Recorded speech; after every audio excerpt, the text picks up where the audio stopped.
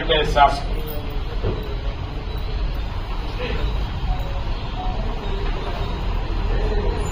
ಸನ್ಮಾನ್ಯ ನಮ್ಮ ಬಂಗಾರಪೇಟೆ ಶಾಸಕರು ನಮ್ಮ ಸ್ನೇಹಿತರು ಕಾಂಗ್ರೆಸ್ ಪಕ್ಷದ ಶಾಸಕರು 3 ಸಾರಿ ಶಾಸಕರಾಗಿದ್ದಾರೆ.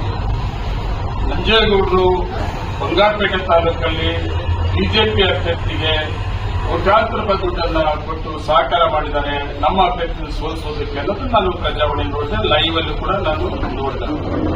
ನಾನು ಒಂದು ಮಾತನ್ನ ರಿಕ್ವೆಸ್ಟ್ ಮಾಡ್ತೇನೆ, ನೀವು ಕಾಂಗ್ರೆಸ್ನ ಶಾಸಕರಾಗಿದ್ದೀರಿ, 3 ಸಾರಿ ಶಾಸಕರಾಗಿದ್ದೀರಿ. ಕಾಂಗ್ರೆಸ್ ಒಂದು ಶಿಸ್ತಿದೆ, ಆ ಶಿಸ್ತು ಮೀರಿ ನಾನು ಹೋಗಬಾರ್ದು, ನೀವು ಹೋಗಬಾರ್ದು.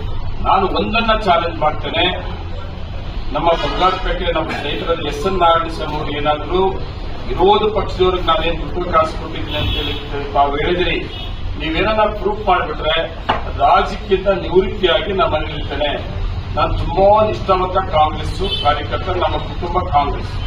ಕಾರಣಾಂತರ ಒಂದು ಸಾರಿ ನಾವು ಕಾಂಗ್ರೆಸ್ ಪಕ್ಷವನ್ನು ಬಿಟ್ಟು ಜೆಡಿಎಸ್ ಹೋದ್ವಿ, ಅಲ್ಲಿ ಕೂಡ ನಿಷ್ಠೆಯಿಂದ ಪಕ್ಷವನ್ನ ಕಟ್ಟಿದ್ವಿ.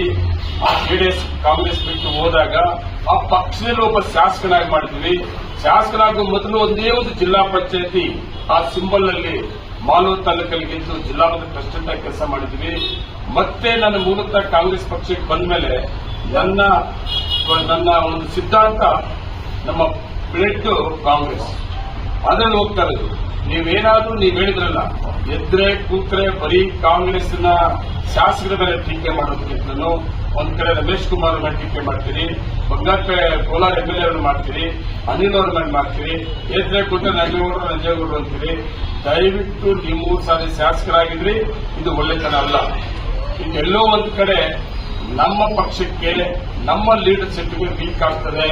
ನೀವೇನಾದ್ರೂ ಪ್ರೂಫ್ ಮಾಡಿದ್ರೆ ನಾನು ಅವಾಗಲೇ ಹೇಳಿದೆ, ರಾಜಕೀಯದಿಂದ ನಿವೃತ್ತಿ ಆಗ್ತೀವಿ, ರಾಜಕಾರಣಕ್ಕೆ ಬರಲ್ಲ. ಸಾಕು, ಎಲ್ಲ ಆಗ್ಬಿಟ್ಟಿದ್ದೀನಿ. ಮಂಡಲ ಪಂಚಾಯತಿಂದ 2 ಸಾರಿ MLA ವರೆಗೂ ಆಗಿದ್ದೀನಿ. ನಾನೇನಾದ್ರೂ ಪಕ್ಷಕ್ಕೆ ದ್ರೋಹ ಬಂದಿದ್ರೆ, ಪಕ್ಷದ ಕಾರ್ಯಕರ್ತರಿಗೆ, ಪಕ್ಷದ ಲೀಡರ್ಗೆ ದ್ರೋಹ ಬಂದಿದ್ರೆ ರಾಜಕಾರಣ ಆಗ್ಬೇಕು. ಪ್ರೂಫ್ ಮಾಡಿಬಿಟ್ರೆ ನಾಡು ಸಭರು ನಾನು ರಾಜಕೀಯದಿಂದ ತುಂಬಾ ದೂರ ಆಗ್ತೀನಿ. ನಾಡು ಸಭೆಗೆ ಒಂದು ಮಾತನ್ನು ಹೇಳ್ತೇನೆ, ನೀವು 3 ಸಾರಿ MLA ಆಗಿದ್ದೀರಿ, ದಯವಿಟ್ಟು ಇದು ಮಾತಾಡಬೇಡ್ರಿ. ಇದು ಮಾತಾಡೋದ್ರಿಂದ ನಿಮ್ಮ ಲೀಡರ್ಶಿಪ್ಗೆ ಎಲ್ಲೋ ಒಂದ್ ಕಡೆ ಧಕ್ಕೆ ಆಗ್ತದೆ, ಪಕ್ಷಕ್ಕೆ